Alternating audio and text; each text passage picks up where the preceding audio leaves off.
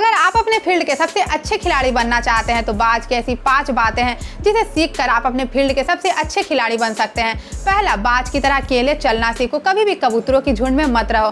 बाज हमेशा अकेले उड़ता है और सभी पक्षियों की तुलना में सबसे ऊंचाई पर उड़ता है। बाज या तो बाज के साथ उड़ता है या फिर अकेला उड़ता है। वह कभी भी कौवा, कबूतर या छोटे पक्षियों के साथ नहीं उड़ता है। इससे हमें सीखने को मिलता है कि छोटी सोच वाले लोगों से हमेशा दूर रहें, या तो अच्छी और बड़ी सोच वाले लोगों के साथ रहें, नहीं तो अकेले रहें। क्योंकि छोटी सोच वाले लोगों के साथ रहने से बेहतर है अकेले रहना, क्योंकि छोटी सोच वाले लोग ना तो खुद बड़ी कामयाबी हासिल करते हैं और ना लोगों को करने देते हैं। दूसरा, बाज कभी भी मरी हुई चीजें नहीं खाता, वह हमेशा जिंदा शिकार करता है।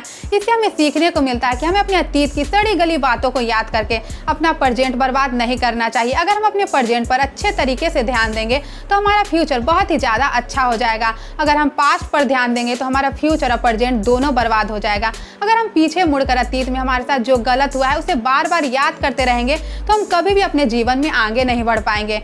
तीसरा, बाज की तरह अपने लक्ष्य पर नजर रखें। बाज का लक्ष्य बहुत ही ज्यादा क्लियर होता है। वे अपने शिकार को 5 किलोमीटर दूर से ही देख लेता है और जब एक बार उसे अपना लक्ष्य दिख जाता है तो फिर चाहे रास्ते में उसे कितनी भी मुश्किलों का सामना क्यों ना करना पड़े, वे अपने लक्ष्य को हासिल करके ही दम लेता है। इससे हमें सीखने को मिलता है कि अपना लक्ष्य हमेशा क्लियर रखो और उसे हासिल करने के लिए जी जान लगा दो, फिर चाहे कितनी भी मुश्किलों का सामना क्यों ना करना पड़े। क्योंकि एक दृढ़ निश्चय वाला व्यक्ति कभी भी अपने लक्ष्य से नजर नहीं हटाता। लाखों मुश्किलें आने के बाद भी वे अपने लक्ष्य को हासिल करके ही दम लेता है। चौथा, कंफर्ट जोन से बाहर निकले। बाज अपने घोंसले में कभी भी सॉफ्ट घास को नहीं रखता। अगर गलती से एक आध दो सॉफ्ट घास उसके घोंसले में आ भी जाता है तो वह उसे ढूंढकर बाहर निकाल देता है ताकि बाज का बच्चा अपने घोंसले में कंफर्टेबल ना हो सके। अगर एक बार वो अपने घोंसले में कंफर्टेबल हो गया तो वह वहीं पर रहना पसंद करेगा, लेकिन बाज कभी ऐसा होने नहीं देती क्योंकि उसे पता है कि कंफर्ट जोन में कोई ग्रोथ नहीं कर सकता। बाज अपने बच्चे को बहुत ही ज्यादा हार्ड ट्रेनिंग देती है ताकि उसका बच्चा एक मामूली पक्षी बनकर जीवन काटे नहीं बल्कि पक्षियों का राजा बनकर जीवन जिए।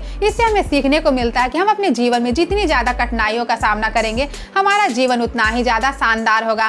पांचवा, बाज के जीवन में जब भी कोई बड़ी समस्या आती है तो वह उन समस्याओं के आगे घुटने नहीं टेकता बल्कि उन समस्याओं को ही जड़ से उखाड़ फेंकता है। बाज की उम्र लगभग 70 साल होती है। जब वह 40 साल का होता है तो उसकी चोंच इतनी मुड़ जाती है कि वह शिकार नहीं कर पाता। उसके पंख इतने भारी हो जाते हैं कि वह उड़ नहीं पाता। उसके पंजे इतने लचीले और लंबे हो जाते हैं कि वह शिकार को सही ढंग से पकड़ नहीं पाता। अगर बाज चाहता तो इसे अपनी किस्मत मानकर मर सकता था या गिद्धों की तरह छोड़ी हुई भोजन को खाकर अपना जीवन एक अपाहिज की तरह काट सकता था, लेकिन बाज कभी भी ऐसा नहीं करता। बाज अपनी एरिया की सबसे ऊंची चोटी पर जाकर अपना घोंसला बनाता है और समस्याओं को जड़ से उखाड़ फेंकने का सफर शुरू करता है। बाज अपनी चोंच को चट्टान पर मार मार कर तोड़ देता है और बहुत ही ज्यादा लहूलुहान हो जाता है और इंतजार करता है नई चोंच के आने का। फिर वो अपनी नई चोंच से अपने पंजों को काट देता है और इंतजार करता है नई पंजों के उगने का। फिर वो अपने पंखों को एक एक करके अपने शरीर से अलग कर देता है और इंतजार करता है नई पंखों के उगने का।